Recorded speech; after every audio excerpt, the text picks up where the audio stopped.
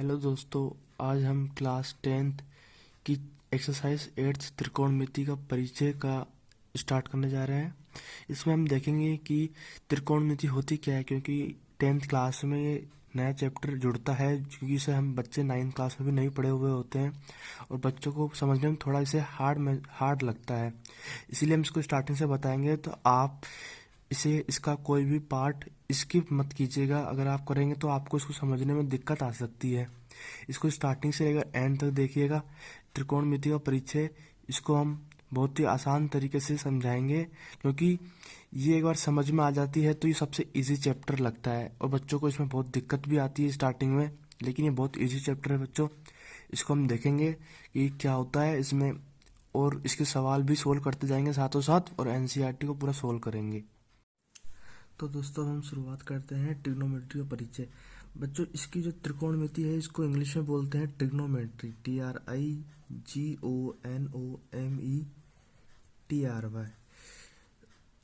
ये Greek word होता है इसका, और इसमें जो है इसको हम 3 पार्ट में डिवाइड कर सकते हैं। एक होता है TRI ट्री प्लस गोनो प्लस METEROR मैटर। अभी बच्चों इसको जो है ट्री को जो है इसका मतलब होता है 3, गोनो का मतलब होता है कोण या एंगल, इस मैटर का मतलब होता है शाखा या माप या भुजा। इसका अर्थ होता है, मतलब इसका एक तरीके से हम इसको ऐसे बोल सकते हैं कि कोण कोण तथा माप या भुजा के मध्य संबंध को त्रिकोणमिति कहा जाता है। मगर यहाँ पर ये जो कोण और माप है ये त्रिभुज के होंगे।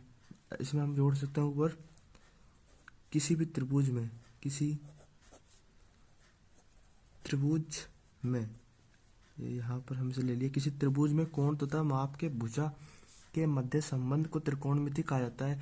इसका सबसे बड़ा यूज बच्चों ये होता है कि हम किसी भी त्रिभुज, अगर कोई भी समकोण त्रिभुज है तो हम उसमें हम भुजा और कोण के बीच को जो वो रिलेशन निकालते हैं, उसकी सहायता से हम किसी भी और भुजा जो उसमें जो हमें पता नहीं होती उसका माप या मान भी हम निकाल सकते हैं। कोई त्रिभुज हमारे पास ऐसा है जिसमें हमें केवल एंगल दे रखा हो लेकिन भुजा का मान नहीं दे रखा, तो हम उस एंगल की सहायता से भुजा का मान निकाल सकते हैं, और अगर भुजा दे रखी है तो हम भुजा की सहायता से एंगल का मान निकाल सकते हैं।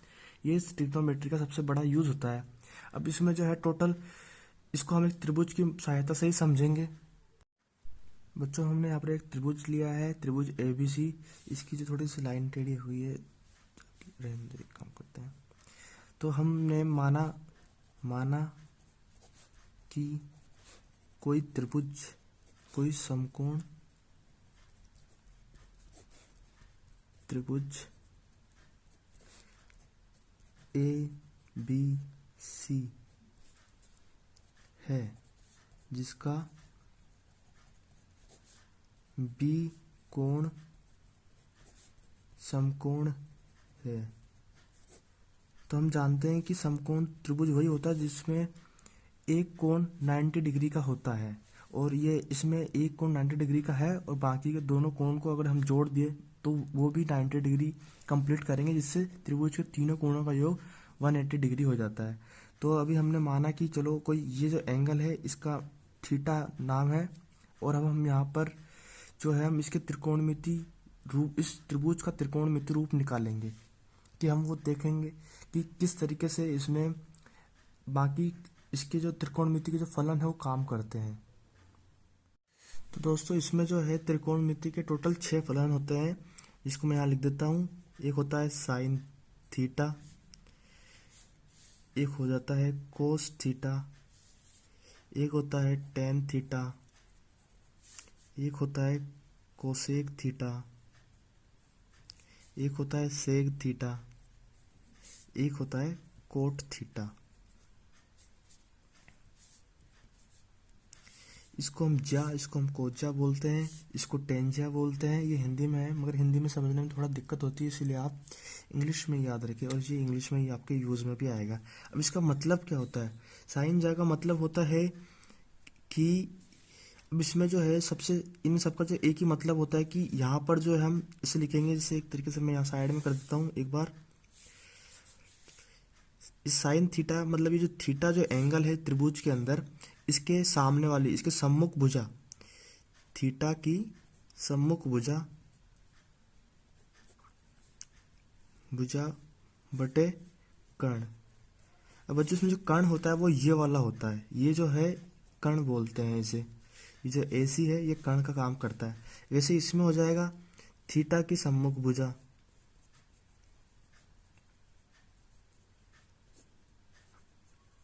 भुजा बटा कर्ण। अब हम इसको, इसका एक फॉर्मूला भी होता है जो हमें, मैं बताता हूँ किस तरीके से होता है। सबसे पहले हम इसको देखते हैं, इसमें इसका मान रखते हैं कि ये किस तरीके से। तो हमारे पास जो साइन थीटा था, साइन थीटा, थीटा के सम्मुख भुजा, ये जो थीटा है इसकी सम्मुख भुजा है A और B। ये जो AB है ये इसकी सम्मुख भुजा है, और इसकी कर्ण जो है वो हो जाएगा AC। ये हमने रख दिया, मतलब sine theta is equal to AB by AC। ये हो गया एक फॉर्मूला। इसी तरीके से हो जाएगा कोस थीटा। इसमें जो है, एक सेकंड बच्चों, इसमें जो है थीटा की सम्मुख भुजा, इसमें इस थीटा की सम्मुख भुजा नहीं होगा, बल्कि इसमें, इसमें जो थीटा की सम्मुख भुजा के बदले यहाँ पर काट देना, इसके ये आधार होगा, थीटा का आधार, आधार भुजा मतलब जिसपे थीटा टिका हुआ है वो वाली। तो यहाँ पर जो है कोस थीटा हो जाएगा BC अपॉन AC कर्ण। अब इसी तरीके से हो जाएगा टेन थीटा। टेन थीटा को याद रखने का एक और तरीका होता है कि टेन थीटा जो होता है वो साइन थीटा बटे कोस थीटा होता है। तो हम अगर इस साइन थीटा और इस कोस थीटा की वैल्यू यहाँ पर रख देंगे तो हमें टेन थीटा मिल जाएगा, टेन थीटा। अब साइन थीटा की वैल्यू है AB अपॉन AC, और इसकी वैल्यू है कोस थीटा की BC अपॉन AC। अब हम क्या करेंगे, इस टेन थीटा को निकालने के लिए ये ऊपर वाला ऊपर से मल्टीप्लाई हो जाएगा और नीचे वाला नीचे से मल्टीप्लाई हो जाएगा, तो ये हो जाएगा AB मल्टीप्लाई AC, और ये हो जाएगा नीचे वाला AC मल्टीप्लाई BC। तो ये AC से AC कैंसिल हो जाएगा, और यहाँ पर जो है tan theta AB upon BC आ जाएगा। ये आ गया टेन थीटा। अब बचे और तीन फलन जो इनके ये जो थे, सेक टेन थीटा, कोसेक थीटा। अब हमें ये तीन और निकालने हैं। इसको कैसे निकाल लेंगे? इसको निकालने का आसान सा तरीका ये होता है कि अगर हमने साइन थीटा, कोस थीटा और टेन थीटा निकाल लिया तो इसका वन बाय अपॉन जो मतलब इसका इसका इन्वर्स जो है वो इनका कोसेक थीटा, सेक थीटा और कोट थीटा होगा। वो कैसे होगा? अब देखो, हमने साइन थीटा निकाल लिया तो कोसेक थीटा हो जाएगा, cosec theta is equal to one by sine theta. अब हमने क्या निकाला था, यहाँ पर साइन थीटा की वैल्यू रख देते हैं, तो cosec theta is equal to one upon sine theta की वैल्यू क्या थी, AB अपॉन AC। ये हो गया AB अपॉन AC। अब इसके नीचे हमने एक मान लिया यहाँ पर, तो ये हो जाएगा, ये हो जाएगा cosec theta is equal to AC, ऊपर से जाके मल्टीप्लाई हो जाएगा तो AC अपॉन AB। ये हमारे पास कोसेक थीटा आ गया। यहाँ पर हम देख सकते हैं कि जो साइन थीटा था इसका अपोजिट जो है वो कोसेक थीटा हो गया। इसी तरीके से कोस थीटा का हो जाएगा cosec theta is equal to one by cos theta. तो ये हो जाएगा कोसेक थीटा इजकल टू, ये इसका अपोजिट क्या हो जाएगा, AC अपॉन BC। ये हो गया। इसी तरीके से टेन थीटा का अपोजिट कोट थीटा हो जाएगा, तो cot theta is equal to one by tan theta. तो यहाँ जो है कोट थीटा की वैल्यू आ जाएगी, टेन थीटा की थी AB अपॉन BC, तो इसकी हो जाएगी BC अपॉन AB। ये आ गया टेन कोट थीटा। तो हमने एक त्रिभुज से उसके सारे वैल्यू निकाल ली, साइन थीटा की, कोस थीटा की, फिर उसके बाद टेन थीटा की, फिर कोसेक थीटा की, फिर कोट थीटा की, और उसके बाद सेक थीटा की भी। सेक थीटा की, 1 सेकंड दोस्तों, ये सेक थीटा होगा यहाँ पर, ये सेक थीटा होगा। इस तरीके से हमने एक त्रिभुज में, समकोण त्रिभुज में उसके सारे त्रिकोणमिति फलन उसमें यूज किए कि कहाँ पर किस तरीके से त्रिकोणमिति फलन लगेगा। इसका एक सिंपल सा फॉर्मूला या ट्रिक है जिसको मैं बताऊंगा आपको, तो आपको इतना सब याद करने की जरूरत नहीं पड़ेगी, आप बहुत आसानी से उसे कर लेंगे। तो दोस्तों अब हम कह सकते हैं कि जो इसके फॉर्मूले बनेंगे वो बनेंगे साइन थीटा इजकल टू, अब हम इसको यहाँ पर फॉर्मूले, इनके जो फॉर्मूले है उनको याद करने का सबसे बढ़िया ट्रिक ये होता है कि इसको एक याद रखना, लाल बटे कक्का, LAL बटे KKA, लाल बटे कक्का। अब ये जो है ये हो जाएगा साइन का भाग, ये हो जाएगा कोस का, और ये हो जाएगा टेन का, और इन्हीं का अपोजिट जो हो जाएगा वो हो जाएगा कोसेक का, सेक का और कोट का। वो हम कैसे करेंगे, जैसे साइन थीटा हो गया, साइन थीटा का फर्स्ट वाला पार्ट हो जाएगा L बटे के। L बटे के मतलब होगा, L मतलब लंब, के मतलब कर्ण। इसी तरीके से कोस थीटा का हो जाएगा ये वाला पार्ट आधार बटे कर्ण। आधार बटे कर्ण का मतलब ये हो जाएगा A बटे के का मतलब आधार बटे कर्ण। इसी तरीके से हम कर देंगे टेन थीटा का, तो टेन थीटा का ये वाला लास्ट वाला पार्ट है लंब बटे आधार, L बटे A बराबर लंब बटे आधार। ये मैंने LKA ये इसलिए लिखा ताकि आपको ताकि ये ट्रिक बन सके और इसको समझने में आसानी हो। आपको ये वाली पार्ट लिखने नहीं है, वैसे मैन अगर किसी भी क्वेश्चन को सोल्व करेंगे तो आप डायरेक्ट यही लिखेंगे। और अब इसका जो अपोजिट है वो हो जाएगा, जैसे साइन का अपोजिट हो जाएगा cosec, cosec theta is equal to, इसका अपोजिट क्या हो जाएगा, कर्ण बटे लंब। इसी तरीके से सेक, कोसेक का कोस का उल्टा होता है सेक, तो ये हो जाएगा कर्ण बटे आधार, कर्ण बटे आधार। अब हो जाएगा टेन का अपोजिट हो जाएगा कोट थीटा, तो इसका हो जाएगा आधार बटे लंब। अब ये आपके फॉर्मूले हो गए जो आपके हर जगह काम आएगा। आपको याद रखना है कि साइन का मतलब क्या होता है, साइन थीटा मतलब होता है लंब बटे कर्ण, वैसे ही कोस थीटा बटे आधार बटे कर्ण होता है। आप इसको याद रखना, ये मैं लिख देता हूँ ट्रिक, LAL KKA, ये साइन का, साइन थीटा और कोसेक थीटा का इसमें आएगा, इसमें आएगा टेन थीटा का और कोट थीटा का, और इस वाले पार्ट में जो बीच वाला पार्ट इसमें आएगा कोस थीटा और सेक थीटा। सेक थीटा ये ध्यान रखना बच्चों, जो नीचे वाला जो है इनका अपोजिट होता है, तो आप अगर एक निकाल देंगे तो दूसरा उसका अपने आप ही निकल जाएगा। तो इस तरीके से हम जो इन सारे फॉर्मूलों को आसानी से याद कर सकते हैं, इनको कोई रटने की जरूरत नहीं है। आप बस ये ट्रिक याद रखना, इससे आपका हो जाएगा, आसानी से आपको ये याद हो जाएगा, कोई रटने की जरूरत नहीं है, और ये आपके सभी आगे आने वाले चैप्टर में काम आएगा, सभी क्वेश्चनों में काम आएगा, तो आप इन्हें याद कर लेना। अब हम आगे बढ़ते हैं और इसका कोई क्वेश्चन सोल्व करते हैं। अब देखो दोस्तों, हमने एग्जाम्पल फर्स्ट लिया है NCERT बुक का।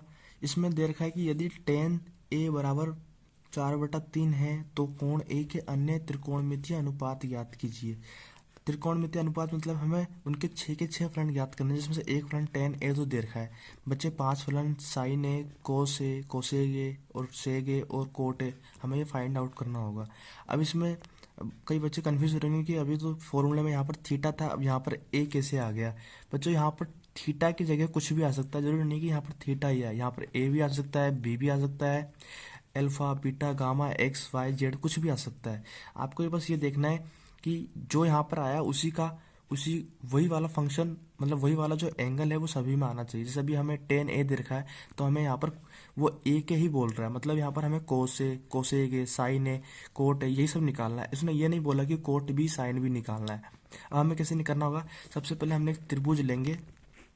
बच्चों हमने जो यहाँ पर एक समकोण त्रिभुज लिया है, आपको भी समकोण त्रिभुज ही लेना पड़ेगा, क्योंकि त्रिकोणमितीय फलन हमेशा एक समकोण त्रिभुज में ही लागू होता है। अब हमने कोई त्रिभुज लिया है तो हम इसके हिसाब से इसके मान रख देंगे। अब यहाँ पर क्या है, हमने माना ये है A, इसे कर देते हैं हम, ये हो गया A, ये हो गया B और ये हो गया C। तो यहाँ हम लिखेंगे सॉल्यूशन में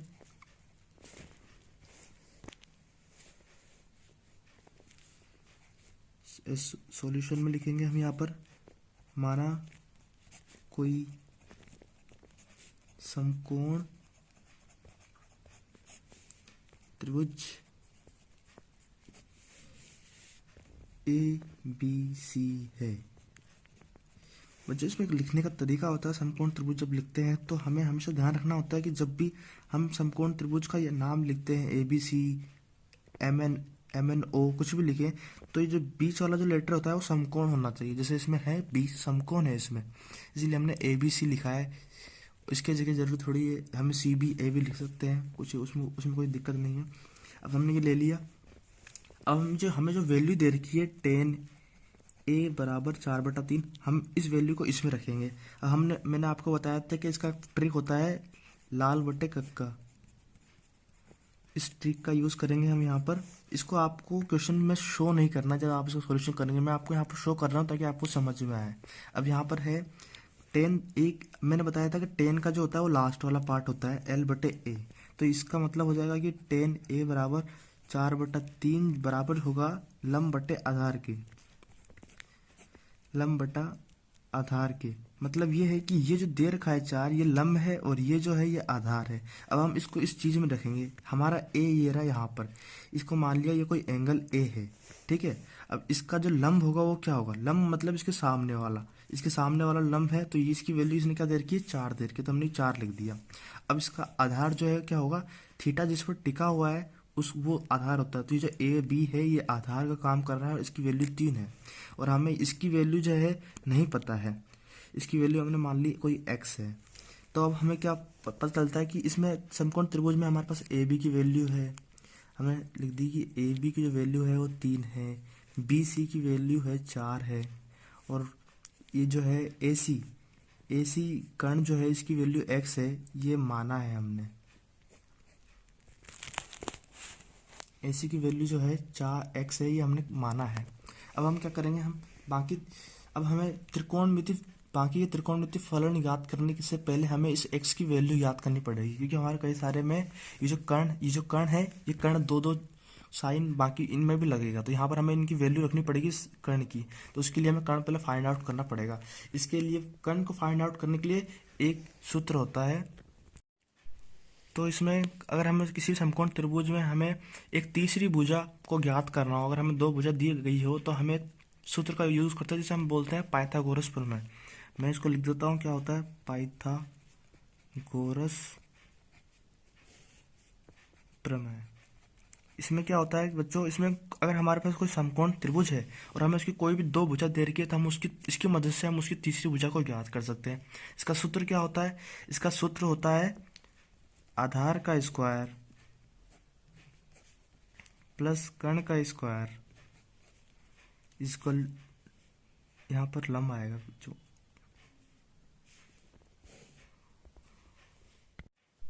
तो अगर बच्चों हमारे पास कोई भी समकोण त्रिभुज दे रखा है और हमें उसकी 2 भुजा ज्ञात है और हमें उसकी तीसरी भुजा ज्ञात करनी है, तो हम इस पाइथागोरस प्रमेय की सहायता से उसकी तीसरी भुजा ज्ञात कर सकते हैं। अब वो करते कैसे हैं वो मैं आपको बताता हूँ। उसका फॉर्मूला होता है कि आधार का स्क्वायर प्लस लंब का स्क्वायर इक्वल कर्ण का स्क्वायर। तो हमारे पास यहाँ पर क्या दे रखा है, हम इसकी वैल्यू रख देंगे। इसमें हमारे पास आधार जो है वो ए बी है, ये ए बी का स्क्वायर हो गया। लंब क्या है, लंब है हमारे पास बी सी, तो हमने कर दिया बी सी का स्क्वायर इक्वल कर्ण है हमारे पास ए सी, इसका स्क्वायर कर दिया। अब हमें इनकी वैल्यू रखनी होगी ए बी, बी सी और ए सी की। तो हमने भी समकोण त्रिभुज में देखा था इनकी वैल्यू क्या थी। तो ए बी की जो वैल्यू है यहाँ दे रखी है, हमने यहाँ लिखी हुई है सारी वैल्यू। ए बी की वैल्यू है 3, तो ये हो गया 3 का स्क्वायर, प्लस बी सी हो गई यहाँ पर 4, तो ये हो गया 4 का स्क्वायर इक्वल ए सी क्या है, एक्स माना था, तो ये हो गया एक्स का स्क्वायर। अगर हम इसको स्क्वायर कर देते हैं तो ये हो जाएगा 3 का स्क्वायर 9, हम यहाँ इसका स्क्वायर कर देते हैं तो 9 का स्क्वायर, ये 3 का स्क्वायर 9 हो गया और 4 का स्क्वायर 16 इक्वल एक्स स्क्वायर। अब थोड़ा यहाँ पर जगह नहीं तो मैं इसे यहाँ सोल्व कर देता हूँ। 9 और 16 हो गए 25 इक्वल एक्स स्क्वायर। अब ये जो एक्स स्क्वायर, इसका जो स्क्वायर है, जब इसको इधर लाएंगे तो ये इसका अंडर रूट में आ जाएगा, ये वाला पूरा पार्ट। तो हमने एक्स बराबर, हम इसको इधर उधर लिख सकते हैं, किसी भी कोई दिक्कत नहीं है। जब हमने इसका स्क्वायर लिया और जब 25 पे डाला तो ये अंडर रूट में आ जाएगा। अब x बराबर, ये जो 25 जो होता है किसका वर्गमूल होता है, ये होता है 5 का, प्लस माइनस 5 हो सकता है, लेकिन हम यहाँ पर हमेशा पॉजिटिव लेते हैं क्योंकि भुजा हमेशा पॉजिटिव में आएगी, नेगेटिव में नहीं आती किसी भी दूरी या फिर भुजा का मान। तो ये 5 हो जाएगा, मतलब x की वैल्यू 5 x, और x का मतलब क्या था, AC, तो AC इज इक्वल 5। ये हमारे पास तीसरी आ गई, मतलब हमारे पास अब AB है, BC है और AC भी आ गई 5। हम यहाँ पे त्रिभुज में मान रख देते हैं x की जगह, यहाँ हम रख देते हैं x बराबर 5। तो हमारे पास ये तीनों वैल्यू आ गई। अब हम इस वैल्यू, तो अब हम हमारे पास त्रिभुज की तीनों भुजाओं का मान है, तो हम इसके त्रिकोणमिति के जो अनुपात है वो ज्ञात कर सकते हैं। अब वो हम कैसे ज्ञात करेंगे, अब वो देखते हैं। तो बच्चों हमारे पास ये त्रिभुज था जिसके हमें सभी त्रिकोणमितीय अनुपात ज्ञात करने थे a के लिए। तो हमारे पास इन सबकी वैल्यू है, तो हम इसका सबकी वैल्यू का मान रखेंगे। हमें निकालना है एक तो साइन ए निकालना है, तो हम यहाँ a को ही देखेंगे, यहीं से हम सारी चीज़ मेजरमेंट करेंगे। तो साइन a इक्वल टू क्या होता है, ट्रिक से लंब बटे कर्ण, ये हम इसे लिख सकते हैं लंब बटा कर्ण।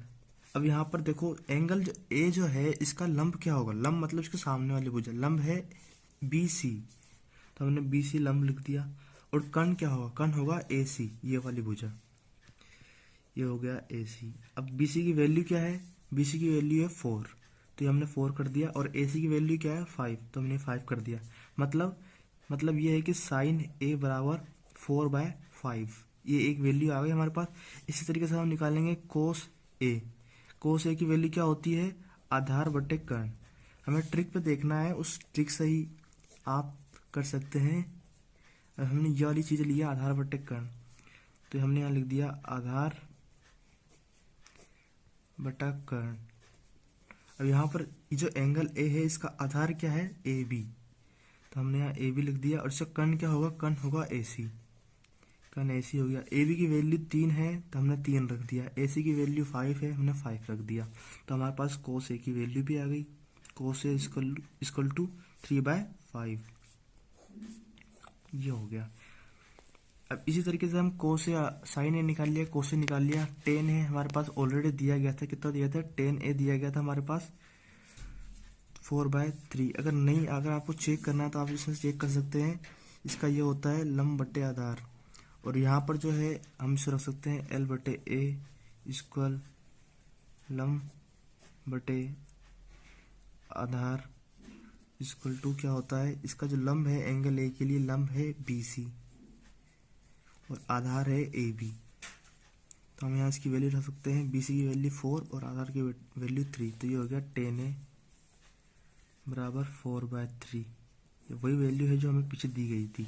अब इसी तरीके से हमें इसके और भी निकालना है, कोसेक A, सेक A और कोट A। मैंने आपको बताया था कि अगर आप इसका अपोजिट कर देंगे तो भी आपकी वैल्यू आ जाएगी। अगर आप निकालना चाहें तो आप इसका अपोजिट करके रखना पड़ेगा, या तो आपको कोसेक A का मतलब क्या होता है कि 1/sin A, और इसका मतलब होता है 1/cos A, इसका मतलब होता है 1/tan A। तो हम यहाँ वैल्यू रख देते हैं, कोसेक A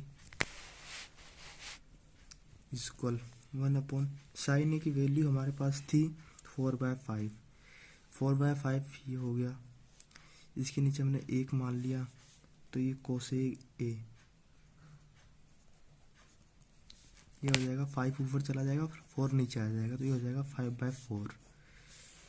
इसी तरीके से सेक A की हो जाएगी, कोस A की वैल्यू हमने कितनी रखी थी 3/5, तो ये 3/5 रखेंगे, और इसके नीचे हमने 1 मान लिया, 5 को ऊपर से मल्टीप्लाई कर देंगे तो ये सेक A इक्वल टू 5/3 आ जाएगा। इसी तरीके से कोट A को निकालने के लिए हमें 1/tan A, tan A की वैल्यू थी 4/3, ये हमने रख दी, तो ये कोट A की वैल्यू आ जाएगी हमारे पास 3/4। अब ये जो हमारे पास सारे निकल गए, हम देख सकते हैं कि हमारे पास जो निकलेगी total 6, sine A, cos A, tan A, cosec A, sec A और कोट A, ये सारे के सारे समकोण त्रिभुज ABC में हम यहाँ लिख सकते हैं, तो लास्ट में भी या फिर लिखने की जरूरत हो आपको आप लिख देना कि अतः समकोण त्रिभुज ABC के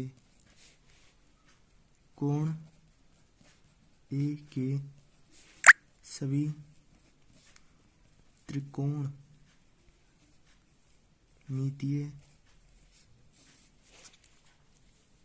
अनुपात क्रमशः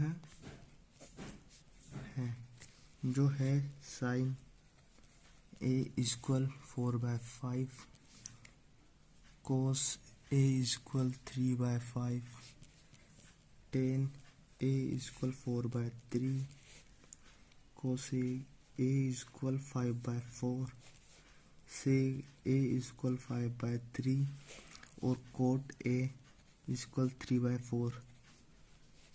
ये हो गया हमारा आंसर। तो इस तरीके से हम किसी भी क्वेश्चन को आसानी से जिसके त्रिकोणमितीय अनुपात निकाल सकते हैं। और अगर हमें त्रिभुज में कोई भी एंगल दे रखा हो, अगर हमें एंगल ए दे रखा है तो हम एंगल ए से देखेंगे, और अगर हमें एंगल सी दे रखा है तो हम एंगल सी से देखेंगे कि उसके सामने वाली भुजा कर्ण है, उसकी नीचे वाली भुजा आधार है, और इसकी जो त्रिज्यीय भुजा है वो कर्ण होगी और ये लंब होगी। बी से दे रखा है तो हम बी से निकाल लेंगे। त्रिकोणमितीय फलन निकालने के लिए बोलेगा, अगर सारे बोल रखा है तो हमें सारे निकालने, और 2 या 3 बोला तो हमें वही निकालने जो उसने बोले हैं।